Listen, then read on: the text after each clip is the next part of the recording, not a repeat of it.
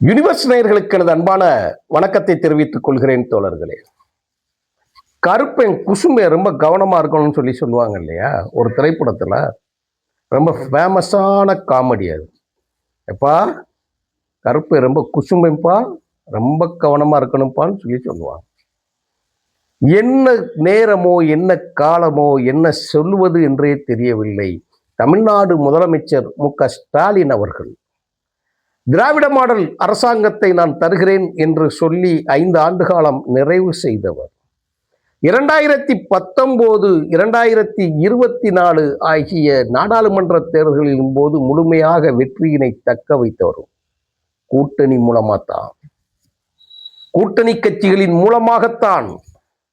மீண்டும் மீண்டும் சொல்லுகிறேன், இந்த தேர்தலில் காணாம போயிட்டார்.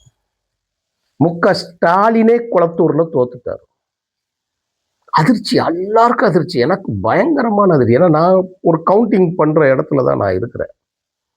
நான் சீப் ஏஜென்ட்டா இருந்தேன் வேட்பாளர். நான் உள்ள பார்க்குறேன், எல்லாம் out out out out out. எங்கள் ஊர்ல பார்த்தீங்கன்னா யாரும் எதிர்பார்க்காத ஒரு தோல்வி லீடிங் போயிட்டு இருக்கு. கவுண்டிங் நான் நேரடியாக பார்க்குறேன். எல்லாரும் சொல்றது வேற, பேசுறது வேற, நானே அங்கே கவனிக்கிறது வேற. அப்படியே ஸ்ரீவில்லிபுத்தூருக்கு போறேன், KK சார் மினிஸ்டருக்கு போகிறேன். அங்கே KK தங்கம் தென்னரசு மினிஸ்டரோட இதுக்கு செய்தியை பார்க்குறேன். இங்கிட்டு பார்த்தா முதலமைச்சரோட தோல்வியை பார்க்க அதிர்ச்சி. சரி, குளத்தூரில் நீங்கள் தோற்று விட்டீர்கள், ரைட்டு, முடிஞ்சிருச்சு, எல்லாமே செஞ்சிட்டோன்னு வச்சுக்கோங்க. எல்லாம் நல்லாட்சி தருகிறேன், குளத்தூர் மக்களுக்கு நன்றி சொல்லிக்கிட்டு இருந்தீங்க. ஆனால் நீங்கள் நன்றி சொல்ல போகும் பயணத்திற்கு முன்றே எடப்பாடியிடம் பேசிவிட்டு சென்றிருக்கிறீர்கள் என்ற செய்தியை கேட்ட பிறகு உண்மையிலே நொறுங்கி போயிட்டோம். என்னடா இது? பதவிக்காக, ஒருவனை அழிக்க வேண்டும் என்பதற்காக நீ என்ன விதமான பஞ்சமா பாதகங்களை செய்துவிட்டு அது அரசியலில் நியாயம் என்று நியாயப்படுத்துவதற்கு நீங்கள் வருகிறீர்கள் என்று சொன்னால், அதிகார அரசியலை ருசி பார்த்து கொண்டிருக்கக்கூடிய நீங்கள், நாங்கள் போராட்டம், மறியல், ஆர்ப்பாட்டம், வழக்கு, சிறை என்று இருக்கக்கூடிய எங்களுக்கும் என்ன வித்தியாசம் இருக்கக்கூடிய கேள்வியை நாங்கள் அழுத்தித்தான் கேட்போம். நானும் நீயும் ஒன்றல்ல, வைகோ அவர்களும் நீங்களும் ஒன்றல்ல, கம்யூனிச தோழர்களும் நீங்களும் ஒன்றல்ல, விடுதலை சிறுத்தைகளின் தோழர்களும் நீங்களும் ஒன்றல்ல, ராமதாஸ் தோழர்களும் நீங்களும் ஒன்றல்ல. ஆனால் நீங்கள் யார்? உங்களுடைய பதவியை தக்க வைத்துக் கொள்வதற்காக 60 ஆண்டு காலம் எதிர்த்து அரசியல் செய்த ஒரு கட்சியை, அண்ணா திராவிட முன்னேற்ற கழகத்தை, திராவிட முன்னேற்ற கழகத்தில் இருக்கும் நீங்கள், அவர் எடப்பாடியை பழனிசாமி முதலமைச்சராக்குவதற்கு முயற்சி செய்திருக்கிறீர்கள் என்ற செய்தியை கேள்விப்படுகிற பொழுது உண்மையில் ரத்தம் கொதிக்கிறது. என்னடா அரசியல் இது? என்ன அரசியல்?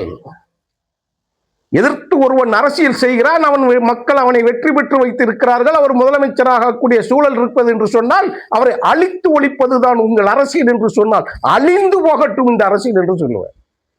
என்ன அரசியல்? 1993 மறுமலர்ச்சி திராவிட முன்னேற்ற கழகம் துவக்கப்பட்ட பொழுது அதற்கு மறுநாளே ஏப்ரல் 16 எழுச்சி ஊர்வலம் நடந்த பொழுது அந்த ஊர்வலத்தை நடத்தியவர் வெட்டி கொல்லப்பட்டார், ரத்த வெள்ளத்தில் மறக்கப்பட்டார், தோளில் துண்டினை போட்டு அறிவாளால் வெட்டி கொல்லப்பட்டார் செய்தியை பார்த்தீங்கன்னா அந்த அழிவுக்கு பின்னால் இருப்பது யார்?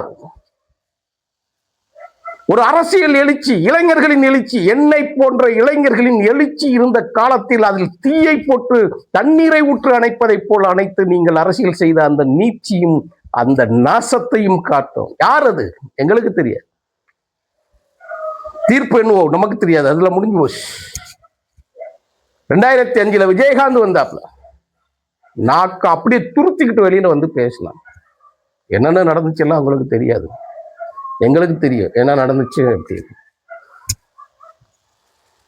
அத்தனை காலம் அரசியலில் 2011 வரை ஈழத் தமிழர்களுக்காக உலகப்பந்தில் தமிழர்களுக்கு ஒரு நாடு உருவாக வேண்டும் என்பதற்காக உலகப்பந்தில் இருக்கக்கூடிய அத்தனை நாடுகளும் தமிழர்கள் வாழக்கூடிய நாடுகள் எல்லாம் சுற்றி சுழன்று தன் குந்தை குழியில் சீவன்றிருக்கக்கூடிய அந்த கடைசி சொட்டு உமிழ்நீர் இருக்க வரைக்கக்கூடிய பேசிய தலைவர்களை நீங்கள் புறந்தள்ளிவிட்டு அந்த இயக்கம் அழிக்கப்பட்டு 7 வல்லரசுகள் சேர்ந்து அழிக்கப்பட்ட பிறகு அந்த நடந்த தேர்தலில் மறுமலர்ச்சி திமுக நிற்கக்கூடாது, வைகோ வரக்கூடாது என்பதற்காக ஸ்டெர்லைட் வேதாந்தா அரசியல் கொண்டு வந்தார். இன்னைக்கு விஜய்க்கு வாழ்த்து சொல்றாரு. ஆமாங்க, நாங்கள் கஷ்டப்பட்டு நாங்கள் துன்பப்பட்டு எங்களுடைய பொருளாதாரத்திலிருந்து 8 சாலைகளில் இருக்கக்கூடியதுகள்லாம் முடங்கி அன்றாடம் தமிழக மக்களுக்கு குடிநீர் ஆதாரத்தையும் வாழ்வாதாரத்தையும் காப்பதற்காக போராடிய கட்சிகளை நீங்கள் அழிப்பதற்கு ஒன்று சேர்வீங்களா? அதான் நான் கேட்கிறேன், ஒன்று சேர்வீங்களா? சாட்சி வெளியே வருதே, அதிமுகவும் திமுக நம்ம 2 பேரும் கூட்டு, நீங்கள்லாம் யாரும் வந்துடக்கூடாது, நாங்க தான் கூட்டு. பேரம் பேசியிருக்கீங்களே. கம்யூனிஸ்ட் தலைவர் பேபி அவர்கள் சொல்கிறார்களே, தேசிய செயலாளர், தமிழ்ல சொல்லல, ஆங்கில செய்தி சேனலுக்கு சொல்றாரு அவரு. நம்மள யாரும் தலையில இடி விழுந்த மாதிரி என்னடா சொல்றாங்கன்னு. பத்திரிகையாளர்கள் கோவப்படும் போது தோழர் சண்முகம் அவர்கள் அதை மறைக்கிறார்னா அவருடைய கவனத்திற்கு வராமல் இருக்கு. ஏன்னா அவர் ஆங்கில ஊடகத்துக்கு செய்தியா சொல்லிட்டார். 2வது கட்சியின் பொலிட் பீரோ தலைமை என்ன சொல்லுகிறதோ அந்த செய்தியைத்தான் சொல்ல முடியாது. நானாக இருந்தாலும் சரி, யாராக இருந்தாலும் சரி சொல்ல முடியும். இங்கிட்டு பார்த்தா திருமாவளவன் பேக் அடிச்சுக்கிட்டு போறாரு, ஆளை காணும். அவர் இன்னைக்கு சிந்தனை செல்வம் ஒரு செய்தி சொல்லியிருக்கிறார். பாலு SS பாலு அவர் ஒரு செய்தி சொல்லியிருக்காரு. என்ன சொல்றாரு? அன்று மாலை சாயங்காலம் நாங்கள் ஒரு இடத்துல இருந்தோம், செய்தி சொல்லியிருக்காருங்க, கண்ணொலி சொல்லியிருக்காரு. ஒரு இடத்துல இருந்தோம், ஆதரவு கடிதத்தை கொடுக்காமல் அவர் பின்வாங்கி சென்று விட்டார். நாங்க பேசிக்கிட்டு இருந்தோம், வச்சுக்கிட்டு இருந்தோம். அப்பதான் எனக்கு தெரிஞ்ச நான் முதலமைச்சராக்குறேன். எடப்பாடியை பழனிசாமியை முதலமைச்சராக ஆக்கப் போகிறார்கள் என்ற செய்தி கசிந்த பிறகு, வெளிவந்த பிறகு அந்த கட்சிக்குள்ளேயே பிரச்சனையாகி 37 பேரை கூட்டிகிட்டு போயிட்டாங்க. எங்க? பாண்டிச்சேரி. நல்லா கவனிக்கணும், கிடைச்சிங்கன்னா தான் உங்களுக்கு புரியும். அப்போ இங்க தேர்தல் மூலமா இங்க கையில கொடுத்தாச்சு. இப்ப என்ன செய்யறாங்க? நீயும் வேண்டாம் நானும் வேண்டாம், வேணா திருமாவளவன் அவரை அடிக்கடி நான் முதலமைச்சர், நான் துணை முதலமைச்சராக, நாங்கள்லாம் ஆகக்கூடாதுன்னு சொல்றாங்களே, அவர் ஆக்கிட்டு பார்த்துருவோன்னு ஒரு கேம் விளையாடுறாங்க. இப்ப திருமாவளவன் இவர் பேச்சை கேட்டுக்கிட்டு அவர் போய் தனியா போய் ஸ்டாலின் அவர்களை போய் சந்திக்காங்க. வெளியில ஒரு ஆளை வேண்டாம், ஒரு செய்தி இருக்கு, வெளியில போய் பார்க்குறாங்க, வைக்கிறாங்க, வெளியில வராங்க. இன்னைக்கு எல்லாம் வெளியே வந்துருச்சு. அதனால சொல்றேன், நான் வெளியில வந்துருச்சு. நாங்கள்லாம் முதலமைச்சராக முடியுமான்னு சொல்லி திருமாவளவே ரொம்ப வருத்தப்பட்டு கடிதத்தை கடைசியாக ஏன் கொடுத்தேன்னு கேட்கும்போது, ஏன் நான் முதலமைச்சராக கூட, நான் காணொலி நம்ம போட்டிருக்கோம், ஏற்கனவே உங்களுக்கு தெரியும், பாருங்க. இதுக்கு முன்னாடி ஒரு காணொலியில இருக்கு பாருங்க.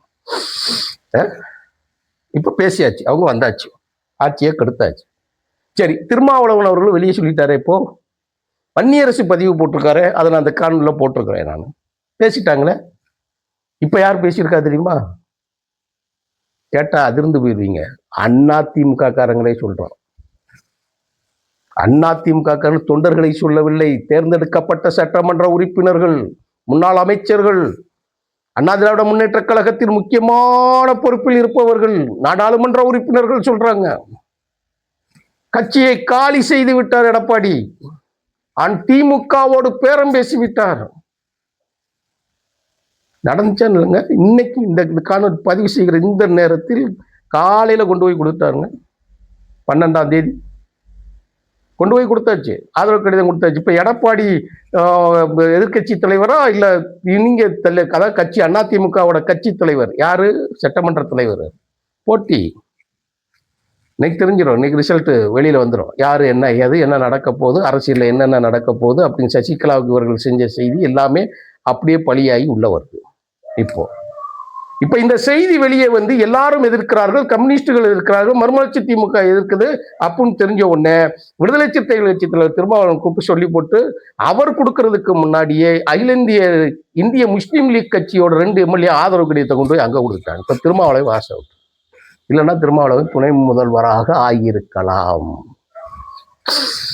ஆமா, நாங்க முதலே சொன்னோமே, ஏன் நீங்க வரல, உங்களுக்கு கிடைச்ச வாய்ப்பை தவற விட்டு எங்களுக்கு ஐஎம்எல் வந்துருச்சு, ஏடிஎம்கே எங்களுக்கு ஆட்சி கொடுக்குறேன்ட்டாங்க, அவ்வளவுதான் முடிஞ்சிருச்சுட்டாங்க. எடப்பாடியும் போச்சு, திருமாவும் போச்சு, ஆட்சியும் போச்சு, நம்பிக்கையும் போச்சு.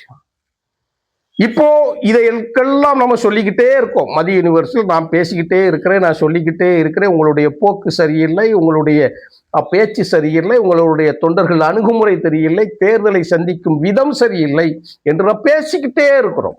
தோழர்களுக்கும் மக்களுக்கும் பிற கூட்டணி கட்சி தொண்டர்களுக்குமான சிங்க் உருவாகவில்லை, இதை சரி செய்யுங்கள் அப்படி என்று நல்லா பேசியிருக்கேன், நல்லா சொல்லியிருக்கேன். ஒரு குறிப்பிட்ட லெவலுக்கு மேலே, ஏன்னா அவங்க பயங்கர கான்ஃபிடென்ட்ல இருந்தாங்க. நாங்களும் தான். அவங்கன்னு சொல்லி தனியாலாம் பிரிச்சிட வரும்போது வருத்தம் 1000 இருந்தாலும் நம்பிக்கையோடு இருந்து நம்பிக்கையோடு உழைத்தாங்க எல்லாம்.